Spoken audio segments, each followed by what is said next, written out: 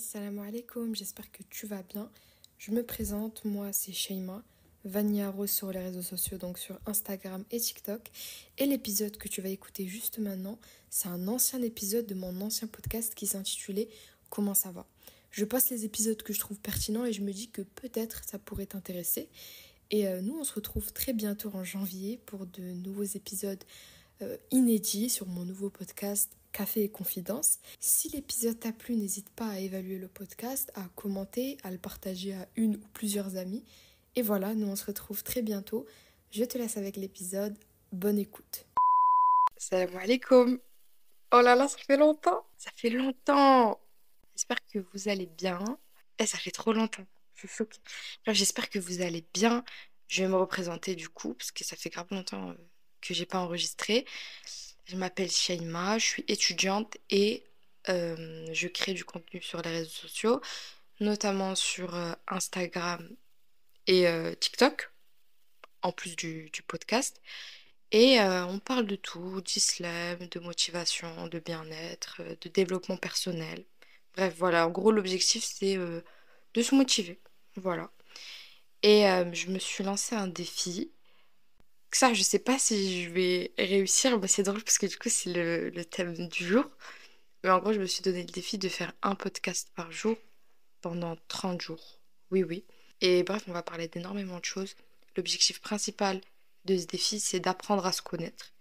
Puisque j'estime que pour évoluer et pour savoir ce qu'on veut dans la vie, il faut d'abord apprendre à se connaître, tu vois. L'un ne va pas sans l'autre, pardon. Et du coup, voilà, je me suis donné l'objectif de faire un podcast par jour pendant 30 jours. Et voilà. Et aussi, désolée s'il y a du bruit, puisque là, comme je vais poster tous les jours, vous allez entendre des humains derrière. C'est normal, tu vois. Je peux pas, voilà. Je peux pas insonoriser ma chambre. Du coup, ben, voilà. Désolée s'il y a du bruit. Bon. Du coup, euh, le sujet du jour. Comme vous avez pu le voir dans le titre, je ne finis jamais ce que j'entreprends. Voilà, aujourd'hui on va parler de ça, on va parler du fait d'avoir un objectif en tête, d'essayer coûte que coûte de cocher la case, de réussir cet objectif et finalement soit de laisser tomber euh, pour plusieurs raisons, soit d'échouer, entre guillemets. Ok? Donc c'est quelque chose qui arrive à tout le monde. Ça m'est arrivé énormément de fois récemment, je vous mens pas. Ça m'a inspiré à faire l'épisode. Et, euh, et du coup, je voulais en parler puisque, bah, subhanallah, ça m'a appris des choses, tu vois. Donc déjà, euh, pour commencer, je pense que c'est important de savoir pourquoi tu t'es fixé cet objectif. Tu vois ce que je veux dire? Si là, toi, là, en tête, tu as un objectif que tu as envie de réussir en ce moment, je pense que vraiment, le plus important, c'est le pourquoi. Parce que c'est ce qui va te motiver ensuite à l'atteindre. Si la raison derrière ton objectif, elle est nulle, ben bien sûr que tu n'auras pas la motivation de l'atteindre. Tu vois ce que je veux dire? Donc voilà, pose-toi déjà et reconnais pourquoi tu veux atteindre cet objectif. Que ce soit, je sais pas, avoir le permis, ouvrir ton business, apprendre une nouvelle langue, pourquoi tu veux faire ça? Tu vois ce que je veux dire? Si tu fais ça parce que, bah, juste parce que tout le monde le fait, ou comme ça, sans aucune raison, ben forcément tu vas abandonner. Si tu veux avoir le permis, c'est parce que tu veux avoir une voiture, tu veux pouvoir travailler avec, ou si tu veux avoir ton business, c'est parce que tu veux travailler tranquillement depuis chez toi. Un objectif, une raison derrière. Et je pense que si la plupart du temps on abandonne un objectif, c'est parce qu'on oublie la raison derrière ou parce qu'on ne l'a pas définie. Parce qu'en vrai, c'est rare que la raison derrière soit nulle. Et je pense que la raison derrière, 90% du temps, c'est une raison qui est légitime. Maintenant, il faut la trouver. Du coup, voilà, je pense que déjà, c'est bien de définir pourquoi tu veux te fixer cet objectif. Ensuite, si on parle de moi, de mon expérience personnelle avec les objectifs, de base, je suis une personne qui n'est pas très patiente. Tu vois, je suis impatiente. Mais j'ai beaucoup trop d'idées que j'ai envie de concrétiser. Les deux ne vont pas ensemble. Forcément, les deux ne vont pas ensemble. Donc, alhamdoulilah, ça m'apprend à être patiente. En l'occurrence, donc voilà, il y a un bien partout. Mais moi, il m'est arrivé à plusieurs reprises d'avoir un objectif et de ne pas l'atteindre directement. Parce que oui, il y a les deux scénarios. Il y a tu l'atteins directement, t'es content, hop, c'est bon, tu fais ton objectif. Et il y a le ça prend du temps, t'arrêtes, tu reprends, tu dis ok là comment je peux faire mieux, tu réessais, tu réabandonnes.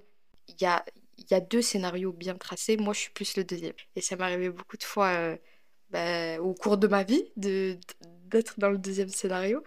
Et alhamdoulilah, déjà ça m'a appris à être patiente et surtout ça m'a appris à travailler sur mes pensées puisque je pense qu'il y a un délire de croyances limitantes derrière ça. Je vous explique. C'est quoi les croyances limitantes? C'est en gros quand tu te donnes un objectif, tu penses instinctivement que tu n'es pas capable de l'atteindre et il y a plein de pensées négatives, pardon, qui te bousillent le crâne et qui finalement te font abandonner. Donc je pense que déjà c'est important de travailler sur ses pensées parce que mine de rien, on se dit quoi? Nous, on se dit nos pensées, c'est juste des pensées, ça part, ça vient, c'est pas concret, c'est rien. Mais non, non, non, non, non, non, non. Les pensées, ça joue vraiment sur tes actions derrière. Donc ça, c'est quelque chose qu'il faut prendre en compte et il faut vraiment travailler sur ses pensées. Faut pas avoir le j'abandonne facile, le purée, je suis nulle, purée, je peux pas atteindre ça, purée, c'est pas pour moi peut-être. Aïe, celle-là, elle fait mal, hein. Peut-être que c'est pas pour moi finalement. Non! Si toi, t'as décidé que c'est pour toi, ben, Inch'Allah, ce sera pour toi, tu vois. Il faut juste faire les causes, il faut s'en donner les moyens. Puisque quand on parle d'un objectif, on parle de quelque chose de grand. Tu concrétises l'idée que potentiellement, ce sera difficile de l'atteindre. Sinon, c'est, tu vas aller boire de l'eau, tu prends un verre, tu bois de l'eau. Donc, c'est normal que ce soit difficile. Tu vois ce que je veux dire? C'est le concept. Donc, voilà, faut travailler sur ses pensées. Vraiment, trop, trop, trop important. On travaille sur ses pensées. On se donne de l'estime, ok. Et surtout, on affirme l'idée qu'on est capable de réussir. Purée, on n'a rien de plus que les autres humains, tu vois ce que je veux dire? Si quelqu'un réussit, tu peux très bien réussir. Il faut juste en donner les moyens. Ok, peut-être qu'il y a des personnes qui réussissent plus rapidement que d'autres. Ok, peut-être qu'il y a des personnes pour qui ça va prendre toute leur vie pour pouvoir réussir ce qu'ils veulent. C'est ok, c'est pas grave, c'est la vie, c'est comme ça. Mais voilà, c'est trop important. Et moi, il y a un truc que je me dis, c'est que en vrai, tu vois, si tu réussis ton objectif directement, genre tu le donnes, tu te le donnes et directement tu le réussis, en vrai, c'est un peu nul, hein. En vrai, non, en vrai, c'est bien. Tu vois ce que je veux dire, si ça t'arrive. Bien évidemment, on est tous contents, alhamdoulilah et tout, c'est trop bien.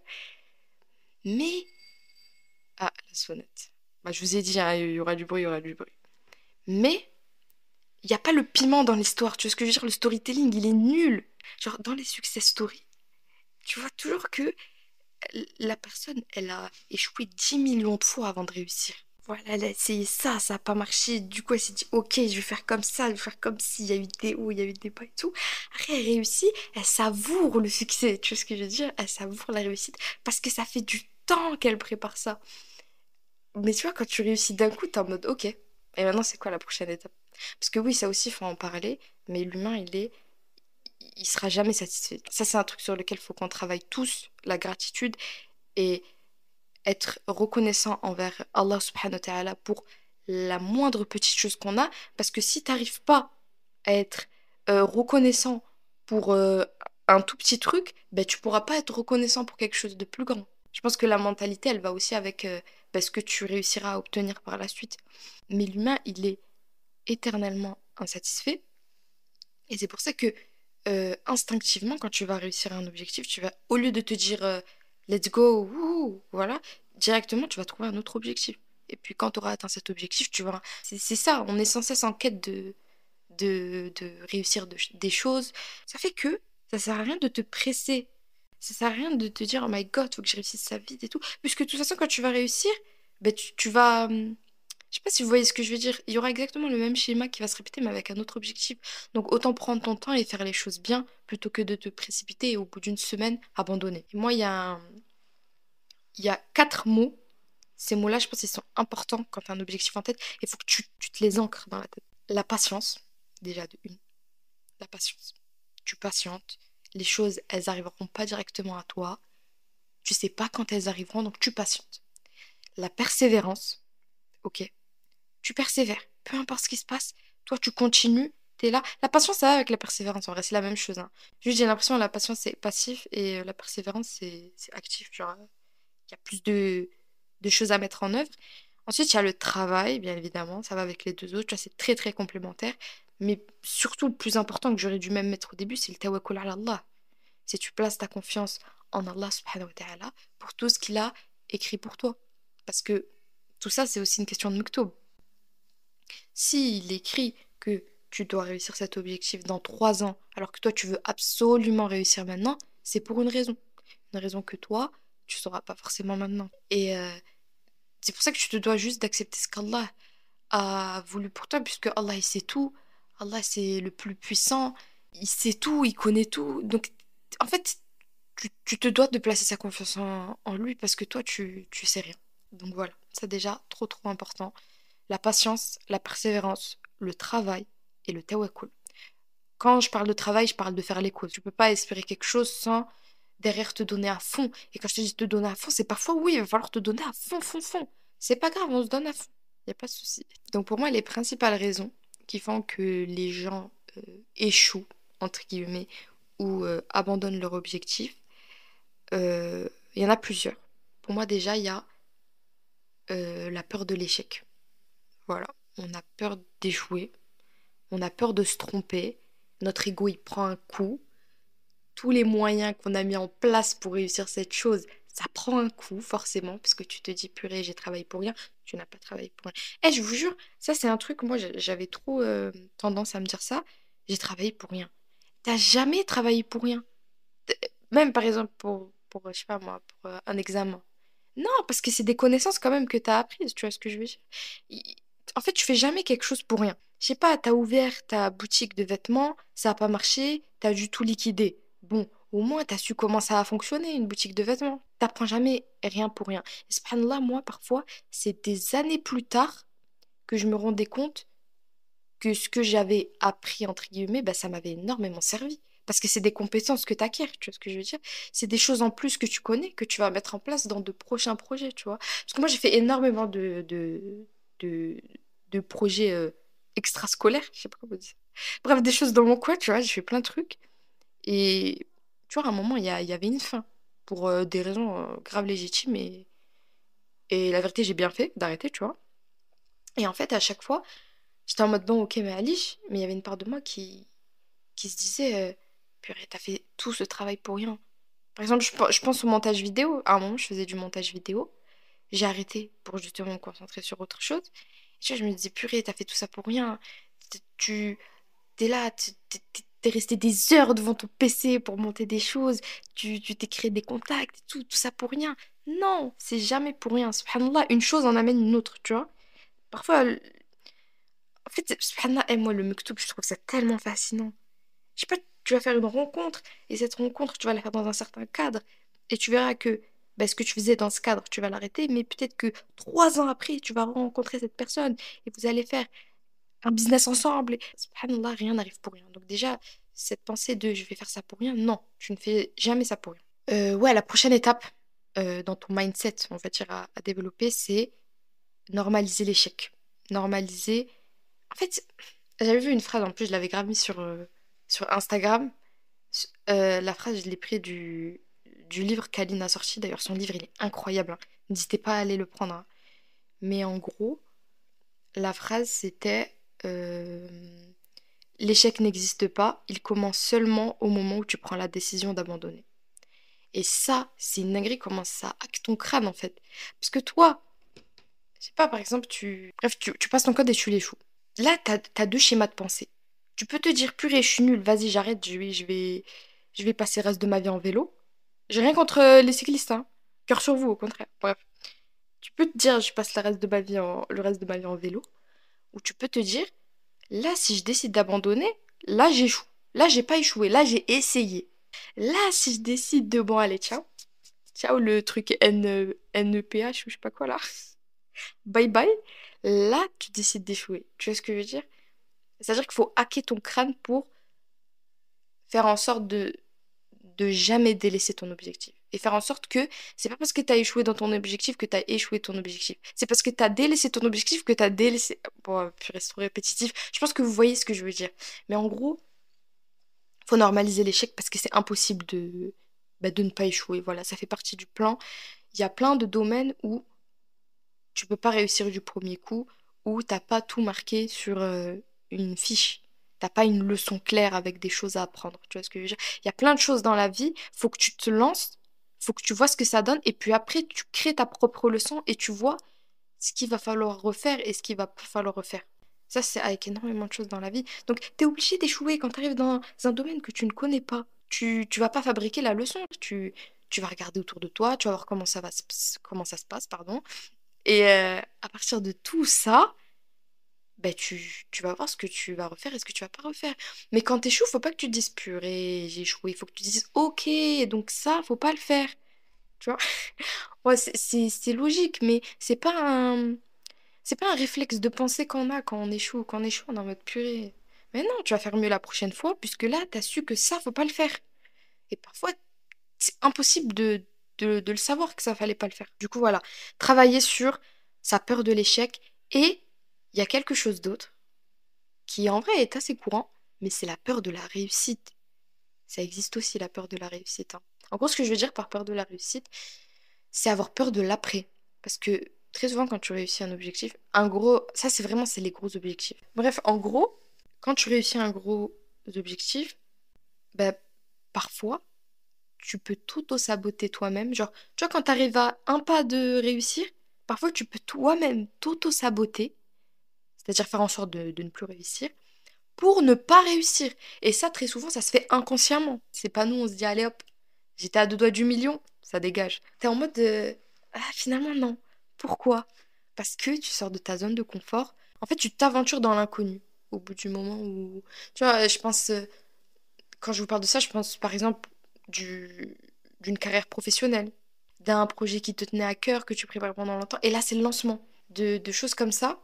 Ou même d'un mariage, hein. Tu t'es là, tu te maries, tu es en mode, ok, est-ce que je fais le bon choix? Nanana, ta vie, elle va changer. Tout ce genre d'événements, de projets, etc. Ben, ça peut tellement, en fait, te faire peur. En fait, tu peux travailler dessus pendant longtemps pour l'avoir, et une fois que tu es à 2 doigts de l'avoir, tu peux être en mode purée, parce que là, va falloir assumer tous les efforts que tu as fait depuis le début et les savourer en tant que réussite. Je sais pas si vous voyez ce que je veux dire. Parfois, c'est compliqué de savourer la réussite pour différentes raisons. Par exemple, pour le syndrome de l'imposteur, parce que tu estimes que tu mérites pas ce que tu as. Ou parce que... Ouais, non, très souvent, c'est parce que tu penses que tu mérites pas ce que tu as. Je pense que c'est ça.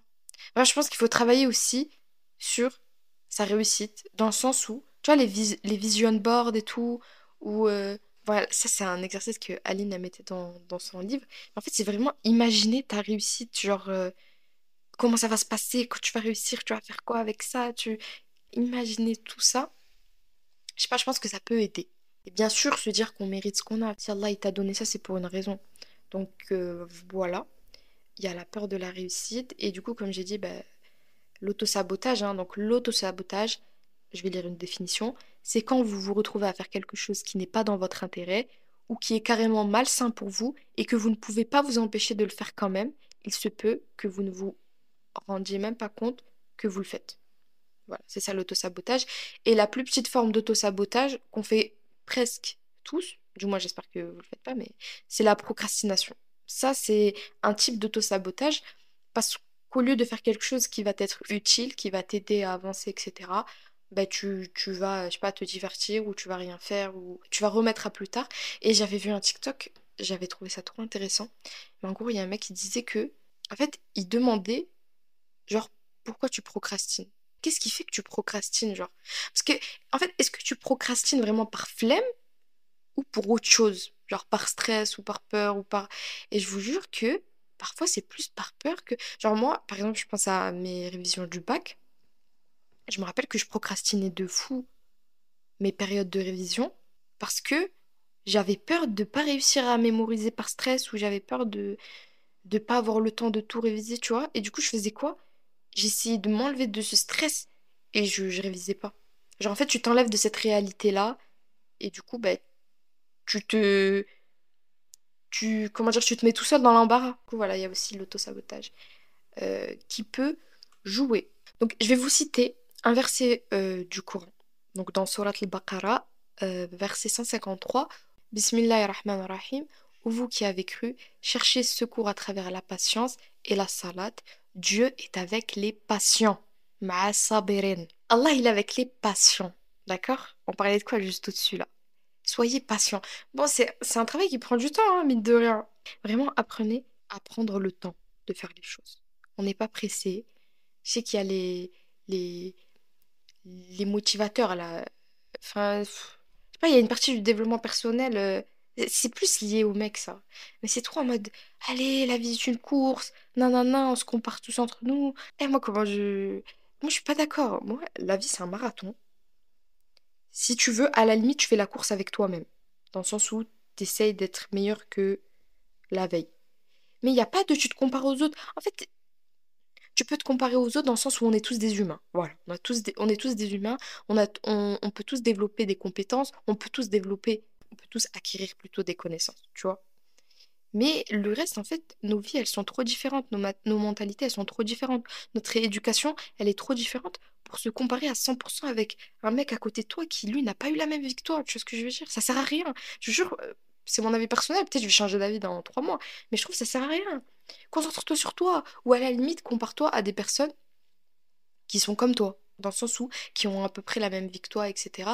Et t'essayes de prendre le positif en eux et d'évoluer de cette façon-là. Mais pour moi, la vie, c'est pas une course, c'est pas. Bref, voilà, je sais même pas pourquoi je disais ça. Oui, en gros, soyez patient, très important. Ensuite, il y a un hadith. Attendez, je vais vous le lire. Donc, le prophète Mohammed alayhi salatu wassalam, a dit, la meilleure des actions est celle qui est régulière, même si elle est minime. Rapporté par Al-Bukhari et par Muslim. Donc, ici, clairement, on revient au marathon, entre guillemets, dans le sens où faut pas essayer de mettre le paquet à fond, à fond, à fond, genre le premier jour, et après tu vois que le lendemain tu fais plus rien. Tu vois, ça vaut pour, bien sûr, les actes religieux, mais ça vaut pour tout dans la vie. Prends ton temps, fais les choses. En fait, c'est mieux de faire une chose, mais tous les jours, t'es là, t'as la discipline. Et la discipline, en fait, je vous jure, travailler sur la discipline aussi, c'est trop important. Mais du coup, voilà. Et ensuite, maintenant, on va parler de rizq, donc de la subsistance. Donc déjà, le rizq, c'est quoi? C'est en gros tous les bienfaits qu'Allah t'accorde ici-bas. Donc, tes enfants, ton travail, ton intelligence, ta beauté, bref, tout ce que Allah, subhanahu wa ta'ala, il t'accorde ici-bas, ça s'appelle le rizq. Il a déjà été défini, pardon. Ok? Et en gros, il y a plein de façons d'augmenter sa subsistance. Ok? Je vais vous en donner trois, tout simplement. Donc déjà, une façon, c'est même le meilleur moyen d'obtenir plus de subsistance, c'est l'istighfar. Donc c'est le fait de demander pardon à Allah. Donc Allah subhanahu wa ta'ala, il nous dit dans Surat 71, donc Surat Nuh, du verset 10 au verset 12, j'ai donc dit, implorez le pardon de votre Seigneur car il est grand pardonneur, pour qu'il vous envoie du ciel des pluies abondantes et qu'il vous accorde beaucoup de biens et d'enfants et vous donne des jardins et vous donne des rivières. Voilà, donc demandez pardon à Allah pour vos péchés. Ensuite, on a la bienfaisance envers les parents et envers les proches. Donc, on a un hadith pour ça. Anas ibn Malik, Allah l'agré, a dit, j'ai entendu le messager d'Allah, alayhi salatu wassalam, dire, quiconque souhaite que sa subsistance lui soit étendue et le terme de son existence prolongé maintienne les liens de parenté. Rapporté par Al-Bukhari et Muslim. Et puis pour terminer, on a la taqwa d'Allah. Donc, craindre Allah en fait. Comment craindre Allah? Tout simplement en appliquant ses prescriptions et en s'éloignant de ses interdits. Voilà. Donc, en faisant de bonnes actions, en faisant tout ce qui est obligatoire et en délaissant les péchés. Donc ça, c'est pareil, l'une des grandes causes de l'abondance du risque. Et Allah subhanahu wa ta'ala, il nous dit dans Surat Talaq, versets 2 et 3, et quiconque craint Allah, il lui donnera une issue favorable, il lui accordera ses dons par des moyens sur lesquels il ne comptait pas. Et quiconque place sa confiance à Allah, Allah lui suffit, Allah atteint ce qu'il se propose, et Allah a assigné une mesure à chaque chose. Je pense que c'est avec ça qu'on va terminer le podcast, hein. Le tawakkul ala Allah, finalement. Placez votre confiance en Allah. Si vous avez des objectifs en ce moment-là, ne lâchez pas, s'il vous plaît. Ne lâchez pas, vraiment. Restez motivés, restez plutôt disciplinés en vrai de vrai. Inch'Allah, vous allez réussir. Faites des doigts, demandez l'aide d'Allah. Et puis voilà, si c'est un bien pour vous, ça va forcément vous arriver. Ok? Du coup, voilà, c'était le premier épisode de cette série de 30 épisodes. J'espère que ça vous a plu. N'hésitez pas à passer sur Instagram. N'hésitez pas à mettre un avis. Ça m'aide énormément vraiment pour remonter dans l'algorithme de Spotify par exemple. N'hésitez pas à mettre un avis positif. N'hésitez pas à commenter. N'hésitez pas à partager le podcast à vos proches. Voilà, comme je vous ai dit, l'objectif c'est qu'on évolue ensemble, c'est qu'on devient de meilleures personnes sur tous les plans, Inch'Allah, religieux, personnels. Voilà. Moi, je vais vous laisser. Prenez soin de vous. Salam alaikum.